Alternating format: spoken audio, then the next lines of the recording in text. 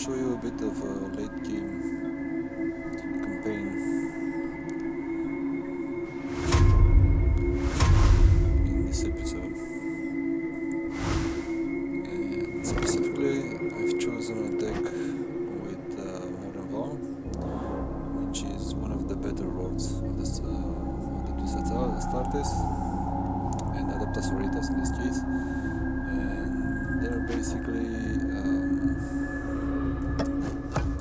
the idea of this deck is to have it as survivable as possible. So don't care about anything else, but just have it survive. Fortunately, we have this Lord of the Destroyer Scorpion Lord, so it's gonna be a nuisance, especially due to the fact that once my wounds are below 75%, it's gonna hit like a truck. They have improved a bit Destroyer Lord, which was one of the worst, and in regular play it's not as strong, but in the campaign mode, the fact that they have unlimited points, the Destroyer Lord can be pretty strong. So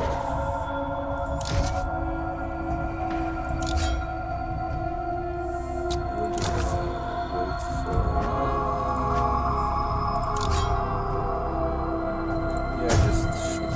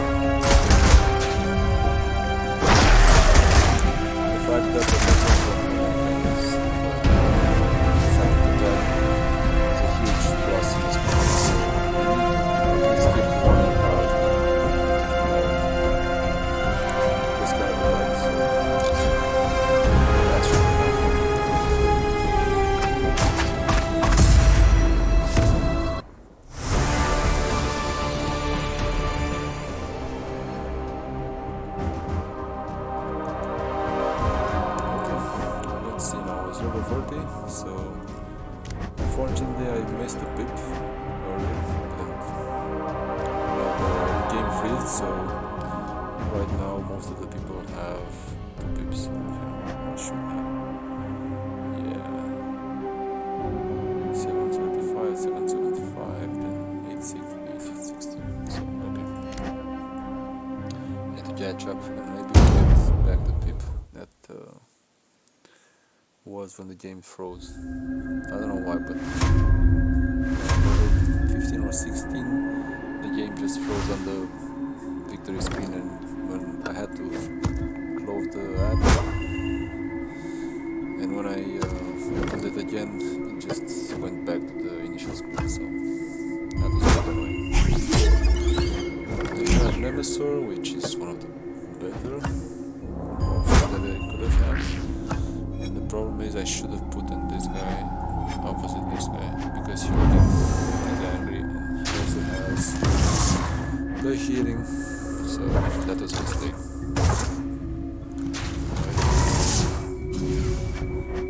This one is also annoying because it doesn't have the game from hunting, so I can't really do anything about it. Yeah, this was a mistake.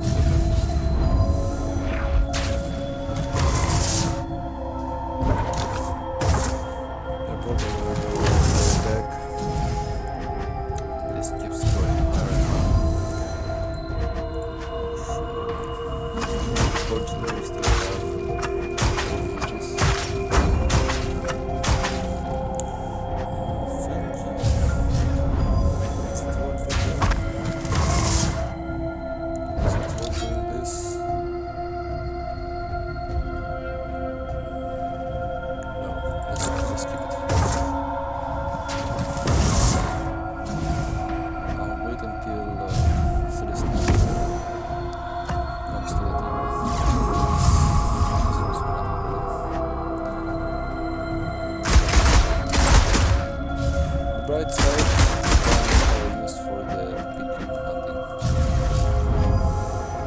I should take this guy out. Is it enough? No.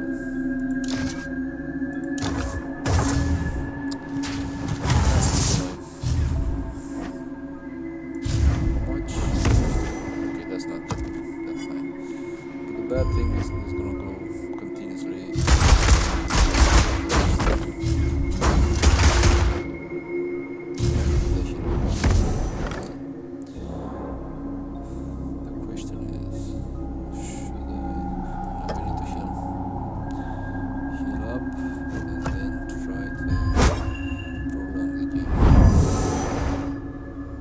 Celestine also.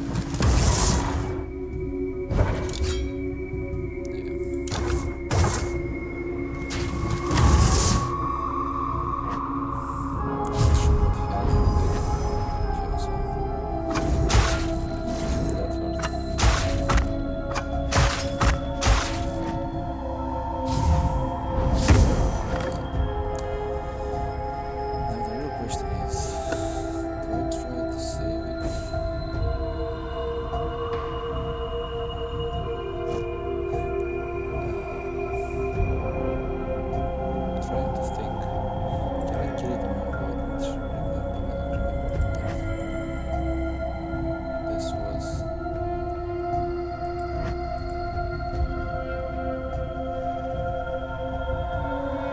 Let's risk it for the biscuit.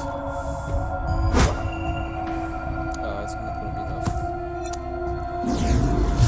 Oh, that's annoying.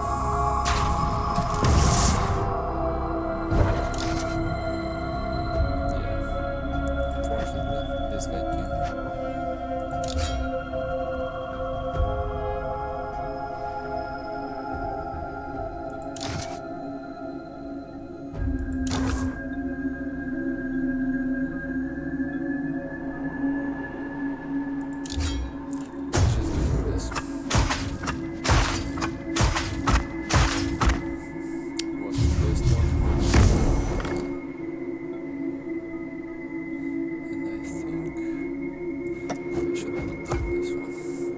If I lose any of the big cards. So the main thing is not to lose them both. Dinosaur should come pretty soon, so.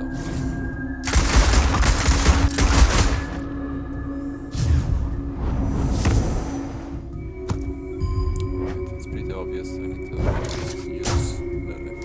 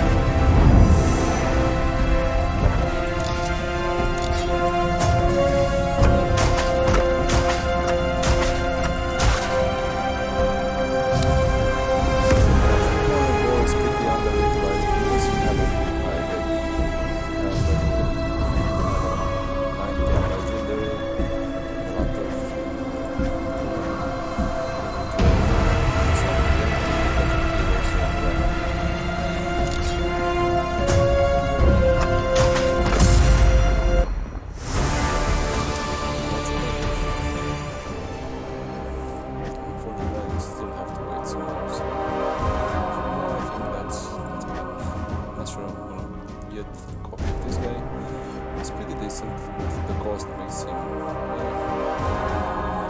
rarely used. So those are mainly mem decks around 3k, something like this. So yeah.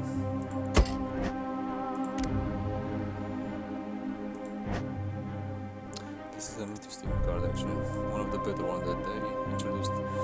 Low cost, with some decent barrage and range attack, and it has some HP, some good HP, so pretty okay. The Flamer Sage. This one is pretty OP for the cost. With Endless, I see it all the time in the GS decks. Alright.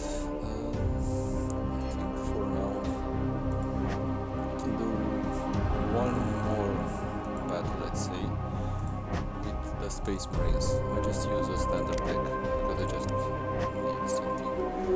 Then I'm going to use the Acheron deck, which in my opinion is the best deck you have right now in the game because of his special. So, as you can see over here, as you know, the first time a friendly Space Marine card will be destroyed, it gets to 5 wounds remaining. This doesn't apply for poison and also doesn't apply for skull taker, which goes through that because it has a special rule that kills everything that's below 25 HP. So if it gets to 0, it has more than that attack, otherwise Acheron is seriously low. And this is just a standard deck with most high legendary cards.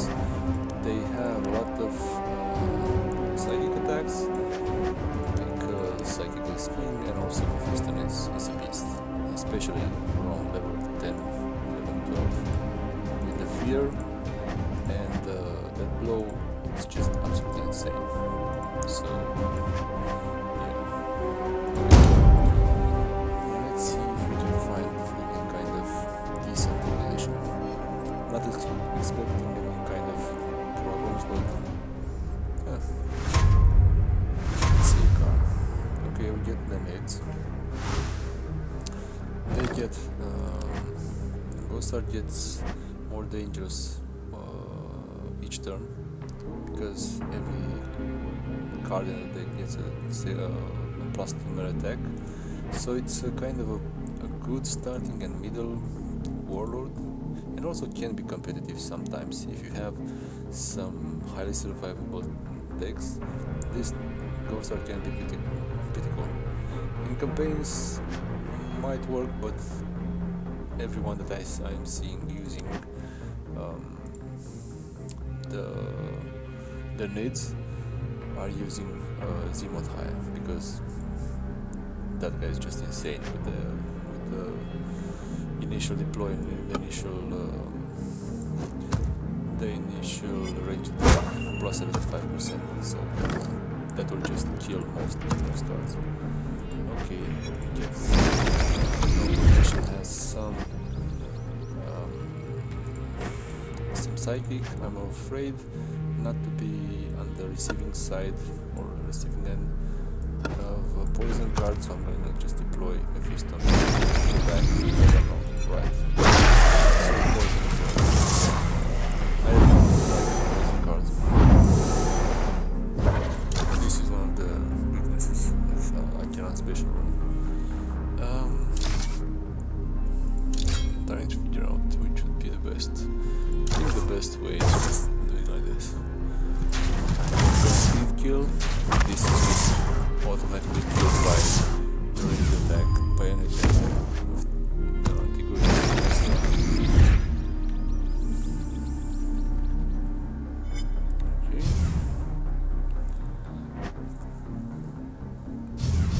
This is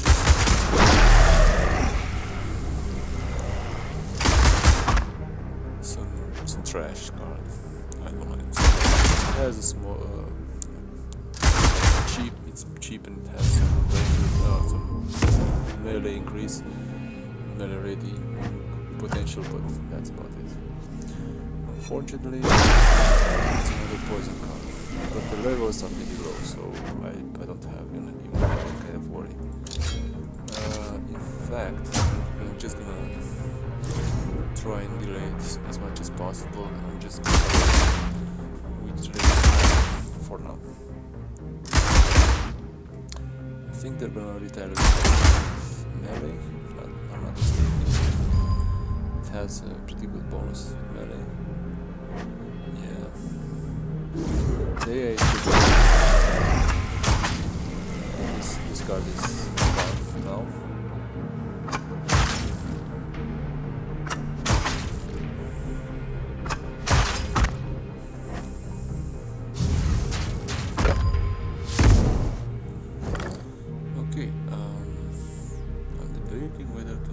I'm just gonna go dangerous. Okay, let's go. Just try to kill everything as fast as possible. This is more strong.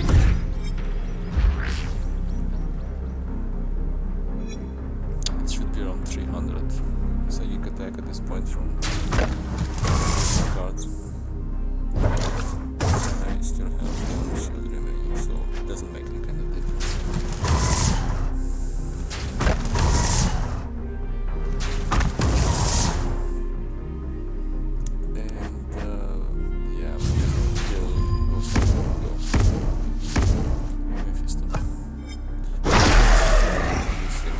Especially with the inspiring presence.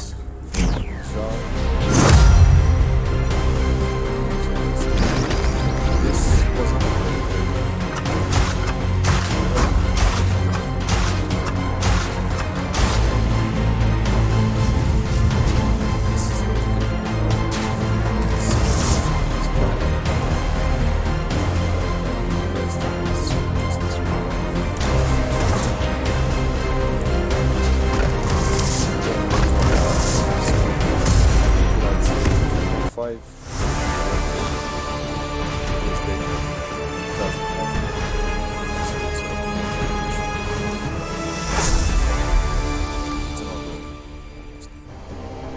fact, I would like for them to introduce automatic battle. Speed up a little bit. And there we go. I think at some point I'm gonna do 4 cards and basically I'll start with the ranking of all warlords and just say which are the best and why they're the best. So for example, for Eldari, I think the best right now, especially in high level, it's Lilith, and also you could make an argument for Orion, which is pretty good, Zephyr, which is also really good, because they scale up really well. Zephyr with the range attack from the special room, and then Orion because it makes everyone so survivable. But Lilith has the opportunity to return your card to the deck, which is a huge advantage against the AI. So the Fury is fun, but that's about it. And Eldrad can work, but it's a gamble always. So, and I don't have that much experience with Illich. I think it's pretty good, but it's so finicky, especially that I'm not bothering with it. So we have the Corpse Lord, which is the joke of the community, which is I think the worst card in the Necron faction in general, because it only gives you 10 wounds each time you're ready. So this is just awful unless you have up until level 15 or something. If you go over level 50, this doesn't work at all. Manifest Nightmare is pretty good. Special rule, if it's against, this is an anti-psychic type of warlord, because the Necrons have the weakness of not working against, or of not having any kind of psychic cards, and this basically neuters every attack from a cycle with 40%. So, because no Necron cards has any kind of chance against psychic otherwise. So it also works if you put a high level deck, let's say the Herald that is made with the Legion, and they attack it with the melee. So this will take 40% less damage into regenerate. So it can go to crazy amounts. So this becomes almost unkillable if the enemy has only melee. Right? So it depends on the levels, of course, but that's how it works. Trasdian has such a finicky rule as well. He's not bad per se with the shields and all, but it's just the rule. You need to put a card to 25% or less health by Necron attack, then you can add it to your deck. If it works, it's pretty cool. If it doesn't, and it won't most of the times, then it's just useless. So I wouldn't recommend Trasdian unless you just want a challenge or a masochist or something. Nemesis is good for everyone because it has Inspired Presence, it has Oberon, which is gonna protect and hide and just bring another card to the table, and also every time he deploys he outflanks. So basically he gives a lot of stuff each time, and also the special rule isn't bad. The 15% to melee and ranged attack, it's just a 15%, right? If it was 15, that would have been bad, but due to the fact that it's 15%, that's pretty decent. So it will scale accordingly irrespective of the levels. Ultakar, I mean, he can work, but you need some really high cards in order to just survive. Once you get them under 75%, then the battles can end really quickly. So yeah, not much over here.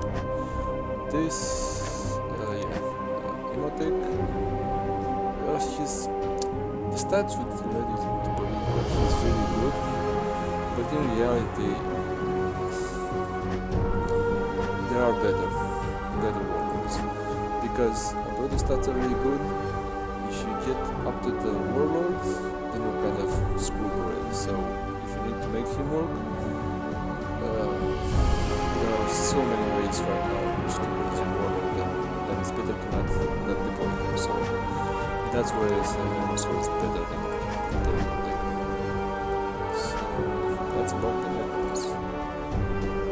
The Tau, everyone just used back to the Strider because he works in every deck and the special is just insane. I've seen also some good Anva decks, but you need some really high levels as well and high damage cards, and you also need this card, the healer, to be really well leveled in order to protect your big hitters, big boys, and just try to make sure that you have double attacks. You need both melee and range attack in order to make it work. What else? Shadow Sun, he's decent. He's one of the originals, so special rule is good with 20 plus range attack, and it brings all your cards to full wounds. You need to make sure when you deploy him or her, I'm not sure what it is, her, yeah, just to make sure that you protect her, or at least keep one of the drones to take up the damage before deploying. Farsight is basically the same as Shadow Sun, just on the melee side. So, but it's actually better because he has a lot of HP, and just the special helps him to ready for 5 times. So over here is just plus 20 flat. Like I said, I don't like flat mounts. They're only useful at the beginning, right? If you're in the late game, this doesn't cut it. Farsight instead, he just readies the melee attack 5 times, so it scales based on your level. So if you have him at 94 plus the Inspiring Presence, you go to 100 and something.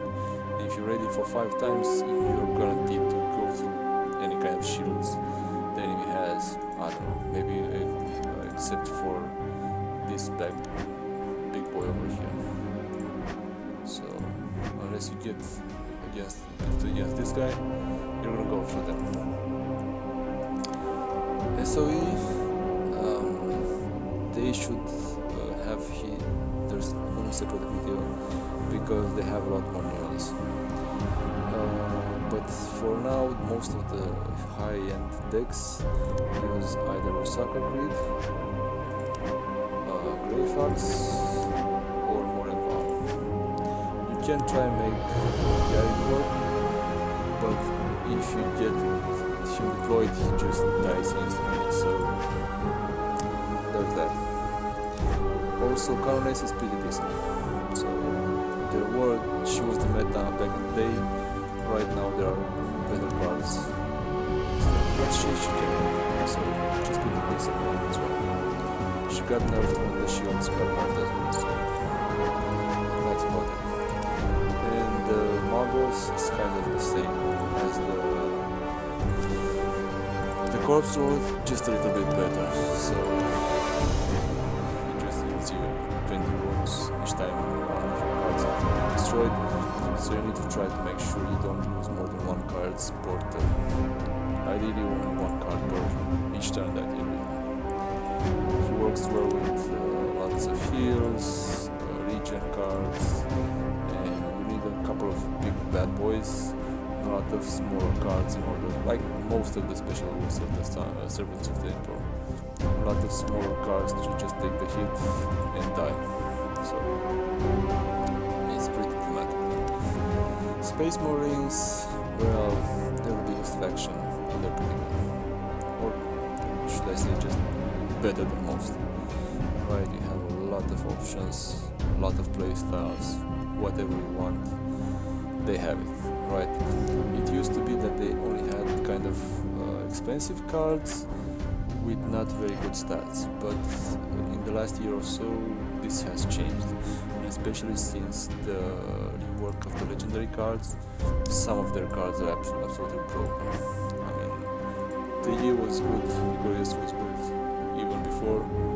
Right now, she just gonna absolutely survive until the end of the time. Also, a few notable other cards. Let's say Archer is pretty good with the shields because he just won't die. You can try and use, if you want, with the Blood Angels. You can try and use the Fighters, so you have this kind of style of just shooting your way out of trouble. You can just use some Terminators, some Dreadnoughts as well. Dreadnoughts, you need to pair them correctly. So it's usually better not to mix and match a lot of expensive cards because you won't really survive up until the end. So if you want to do that, it's better to just take Akron. If you want to live a bit more dangerously, you can try with Tolmeron. It makes battles a bit shorter. Or Artemis, which is just jack of all trades. He just will constantly make them lose their starting wounds. But you need to make sure that the enemy doesn't have too much regen, because otherwise this special will get nerfed. Right? It works best against the big guys. That's why we have the thematic big head hunt. Hellbrecht, it's more finicky. You need to kill them with a melee attack and then you get a 50% increase. That's just not very good, in my opinion. You need to make sure that they survive. If you lose the card that does the killing, then you lose all the marker, for example. So it can work, but it's a real hassle. Psychic, this doesn't really work as well because they die. You have a lot of Voldus has the same issues that we had since the beginning when he was introduced, namely that the psychic cards for Space Marines are really expensive. So even if you try and mix and match them, unless you're using something cheap like this guy, or cheaper, this guy you shouldn't bother. She's not good. Just even for the 15s, she's just not great. You need to basically try and use in order to roll this deck the cycles, and then let's see how to do better. So over here you have the entire list of cycles. Most of them just don't mix up very well. So the best team for them, I'm guessing this isn't good or great. This is definitely not good. Just awful. This is the worst cycle in the squad. This is really good because of the healing. Aurelian has some good HP. That's about it. He just doesn't have enough psychic power. Then we have the Titan. I mean, he can survive for a while, but he was nerfed into oblivion once they made players just bad. So, Norita can work decently because he has the ranged attack. So he will paradoxically work until bonus. I've seen a lot of people use Castle and Crow, and he's pretty good actually, because his psychic attack to the psychic link, if you get him high enough, can really be good, so for the late game. But the HP isn't great for the cost. Then we have this guy, the Epistolary, which is pretty decent for the cost and the psychic attack. We have the Epistolary, which is just the same as the same Epistolary. They're good, they can work together, they're okay. We have Gallon, which can work pretty decently, but you need to make sure that you protect him. So you need to take some healers with you, and also some taunt cards. So you can't leave him alone. Even though he has a lot of HP, his expensive nature means that you'll only be able to take some cheaper cards. The figure, as I said, is the best card in the game, so you need to take him. If you put him with Acheron, they're unstoppable. But even with Voldus, they can work really, really well. If you take Voldus, just take also Najal and protect him after all cost, right? His final presence and his back makes him absolutely devastating. So, but he's kind of a glass cannon, so you need him protected. Mephiston, just put him against the worst the enemy has, right? He will take it and just dish it out. And that's about it. That's kind of your mix and match for the Space Marines. And also, Logan is a lot better than he used to, because the Space Marines have a lot of good melee cards. So just try and mix them in order to maximize the melee potential, and also try and get the kills in a specific order, just to make sure that, due to the special rules, try to balance the melee to the next card. His only, I'd say, problem is the fact that Acheron is so good, and against Acheron the melee attack doesn't really work because of Acheron's special Iron Hollow. So unless you get Acheron, I say Logan can kill most enemy decks. Chaos has the interesting proposition. They have good cards, really good cards, but the warlords, some of them can seem a bit lacking. So, for example, Ahriman has exceptionally high psychic attacks, and he works really good the chicken, or what's his name? The chicken over here, so the Lord of Change for Singe, and also with the Keeper of Secrets. But it will work even better with the chicken, because you can't fit them both because they're really expensive. So you have to choose, and just choose this one in conjunction with the Celestia, which has the Inspiring Presence. So those two cards with a bunch of let's say small cards, just for taunting purposes, just to die over there. That's really pretty decent, right?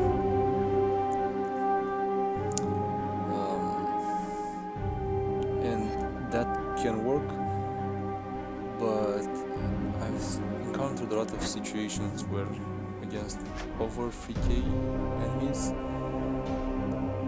Ahriman seems to be deploying too fast because the cards are too expensive, and he kind of sometimes dies too fast.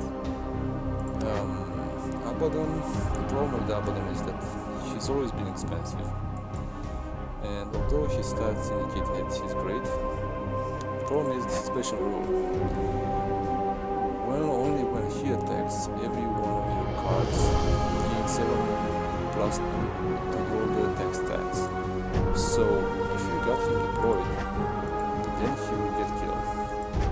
There's no kind of middle ground. So although he's good up until he dies. And for the last couple of years, every card has increased their stats, especially with the attacking stats. So Abi unfortunately isn't as good as he was.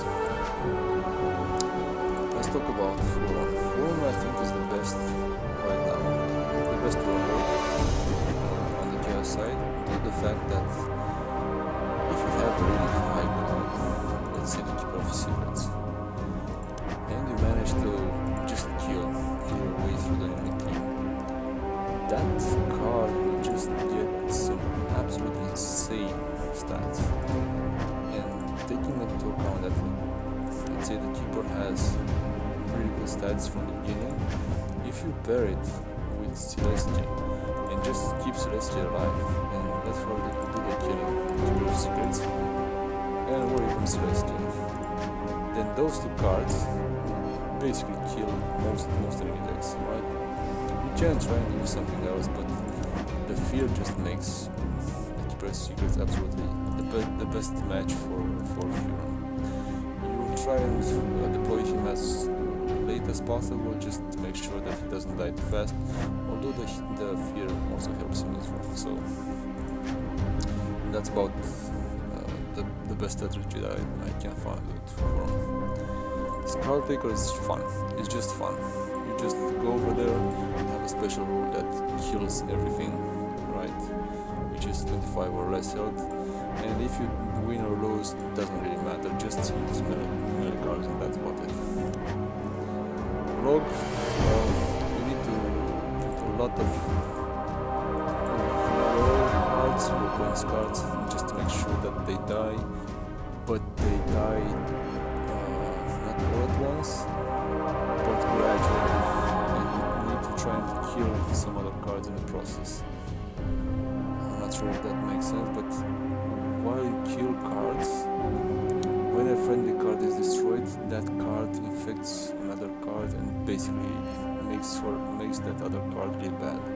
So you need to try and kill the lower level cards that the enemy has, while at the same time feeding to the dangerous cards from the enemy all your crappy cards, and then just try and drag the fight as long as possible and make sure that you try and kill them. And the dead guard works pretty well with Block. So yeah, that's about it. The mask is basically, you can use the same thing as Huron, just worse, because it attacks first, and it will give you a lot of easy free wins against weaker opponents, but against harder opponents, once it gets to 50% wounds, they just don't do anything. So it doesn't give you an increase, it just makes sure that you can get some easy kills. That's kind of it. It works good at a higher level against a lower level, if that makes sense. Then you have the Orky Boys. The Orky Boys, Modrock is pretty fun with every card that you have. With Berserk, and just use melee. That's what he did for him. Just try. It's kind of a reverse block. It just works better out the more he survives. Guardskull is pretty fun right now. He has so much melee attack, and he can actually throw a punch. He always has been doing that, and that hasn't changed. You can just try and kill everything with him. The problem is, sometimes you just die because this guy, if he doesn't kill from the first two attacks, then he will just die horribly. And he's good. He's good, but he's not invincible, so you need to make sure about that. Badruk is a funny guy. His team with the buggies is really good up until 3k, but it drops off a cliff over 3k because of the fact that it has the rule which benefits you a lot in the range department and not much else. So it's not balanced in any kind of shape or form, and with the best teams right now, like Led or Acheron or something, he just doesn't do it. He just will use, I don't know, he'll use this guy, for example, with the 100 and 32 attack against the 5 or 9 wounds card from Acheron, and he'll just leave it on 9 wounds and not kill it. So he works a lot better if he has momentum, and some of the teams that you'll encounter will just break that momentum. So yeah, that's about the Badruk. Sneakrot, well, he's pretty fun. Just make sure that you use a lot of target acquired and barrage cards, and also psychic. If you use those three in conjunction, you'll have a good time with this guy. Zug, well, he's kind of the fake psyker of the orcs, and he works really well up until 3k. So based on his special role, that's about it for him. Just spam psychic and just do full damage without them retaliating. Unless you face a psyker deck, then you need to have a lot of patience. And then we have Zod, which is the newest kid on the block.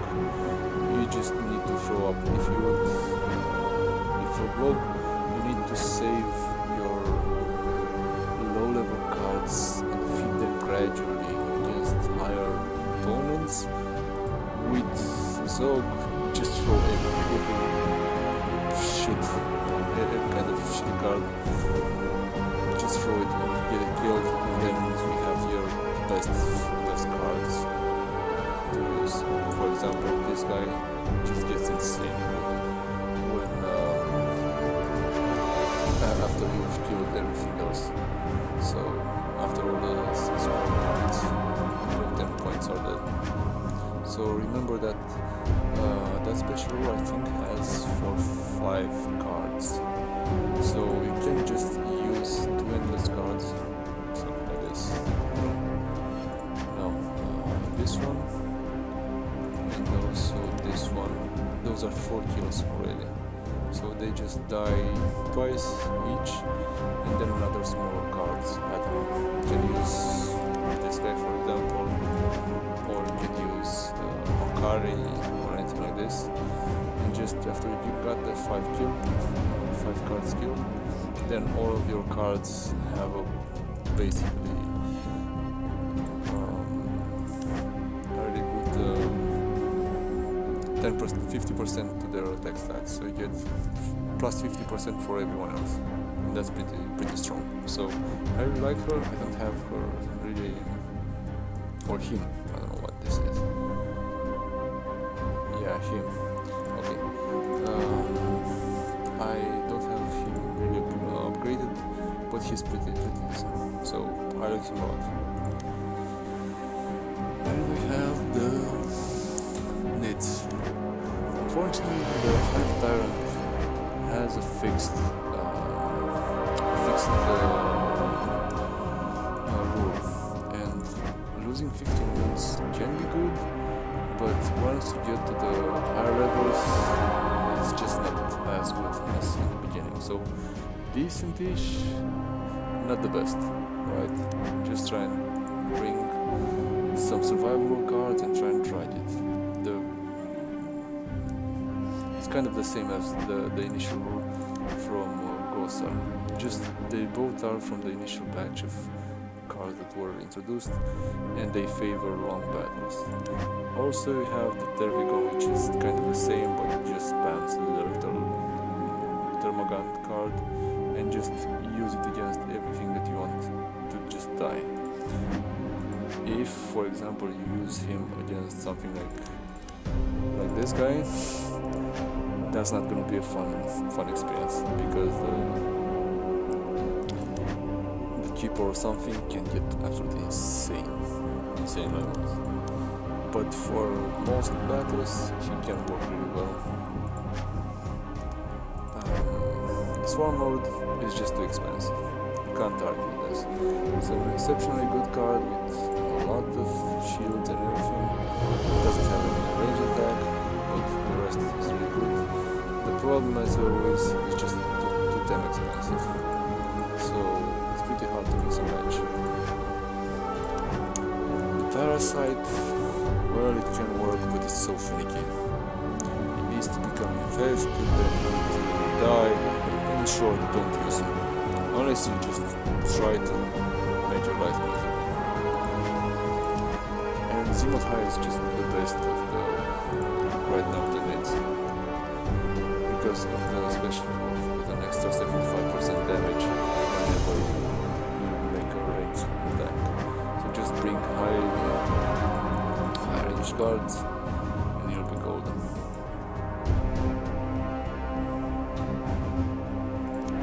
Got your Exocrine and the Chrome. We have the Force Defiance and the Lockback Gene Stealers. Right. You can also bring the Tyrannicide, which is very survivable. So.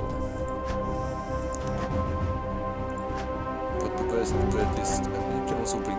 You should bring this one card because once it dies, it's the only card with endless run that needs with ranged attack.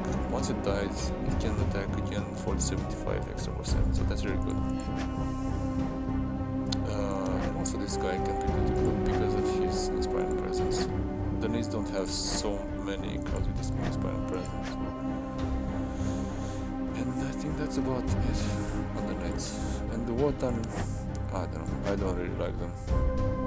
Your mileage may vary, but I played a couple of campaigns with this guy, and this special is so boring. It's just unbelievably boring. I never played it with this other guy, Edtok.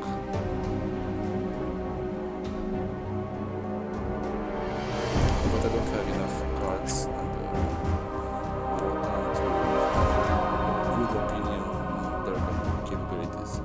For now, it's just a work in progress, and that's about it. Don't know about them. Alright, and that's the short overview.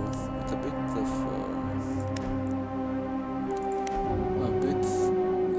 campaign also, and I'm gonna play this on a later stage. Some campaign battles as well, as long as an overview of the warlords and their capabilities, and which I think are the best. So in each faction, if I would just pick right now the best, I would say Lilith, then you would have, I'd say this guy, Manifest Nightmare, then Dark Strider. With Greed, you're always gonna see Greed at higher levels, over 5k dex for sure. Then you have Acheron, then Huron. I just like him a lot. I'd say the easiest right now is surprisingly Zog. It's just easy to play with. That's why I'm putting it. They're all decent over here. And over here I say Zilot. And this doesn't even matter. It's just that's about it. I'll see you next time, and maybe I'll do a rating for each faction of the best cards and the ones that you should. I wouldn't say focus necessarily, but if there's a good pack, you should just buy it. For example, like for Tigris, if you just see a pack in the store, just buy it. You won't regret it. Okay, see you next time. Goodbye.